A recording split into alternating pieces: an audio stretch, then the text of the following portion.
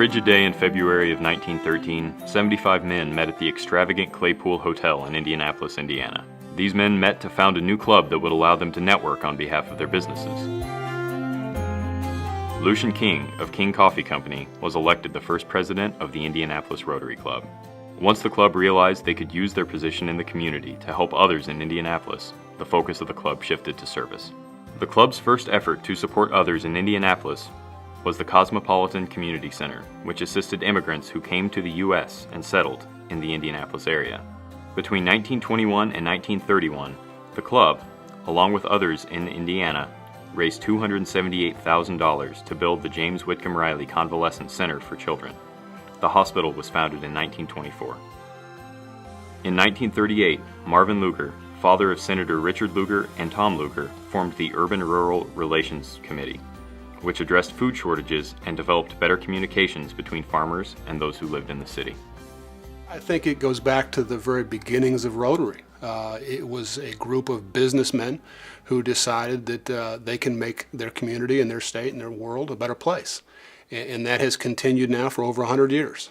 And I think it continues in Indianapolis, where you have some very smart people who have dedicated themselves to making our community better. In 1946, the widow of Mr. Isaac Holycross presented the Indianapolis Rotary Club with a gift of $25,000 on behalf of Mr. Holycross's estate. The club chose to use this gift to begin the Indianapolis Rotary Foundation. Since then, the foundation has increased to a net worth of nearly $6 million. For the club's 50th anniversary, the club focused on a single service project, building a new Southwest Social Center. The club donated $30,000 worth of building materials and labor and $180,000 in other cash contributions.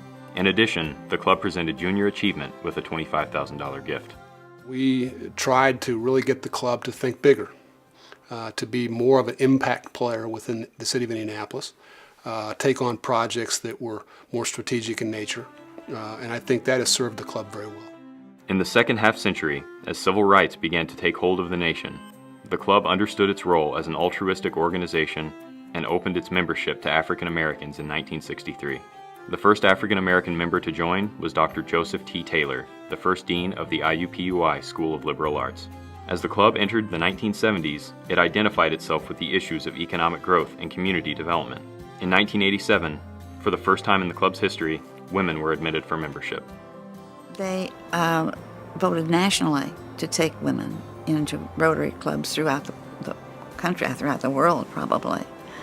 So it was just by the span of it, it was an important piece of news. My interest was in business clubs in general. My dad had been a member of the Exchange Club and president of the Exchange Club, and at night at dinner time he'd say, well, I had lunch today with Joe, and we talked about such and such, and we, looked at the issues, and I thought, well, gee, isn't that great? It was just a part of my life.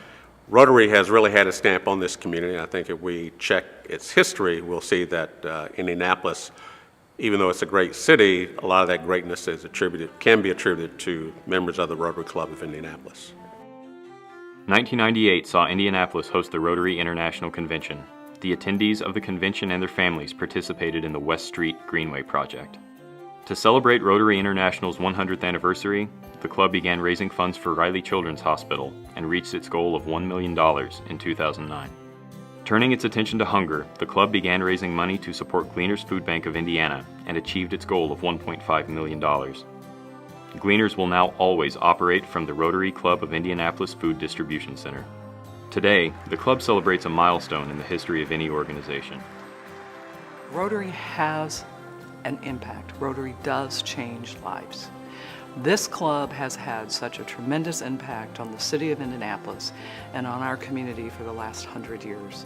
I can't imagine that we won't be here another 100 years, and somebody else will be sitting in this chair 100 years from now celebrating 200 years of the Rotary Club of Indianapolis.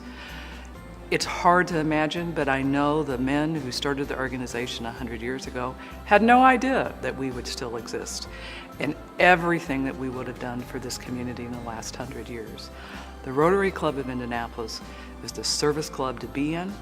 There's no other service club like it. There's no other networking opportunity Rotary Club of Indianapolis is today what it is because of its members, its leadership, and its history. As the Rotary Club of Indianapolis hails its 100th year, we celebrate the many accomplishments we have achieved together, and we imagine the future of what we can continue to offer our community.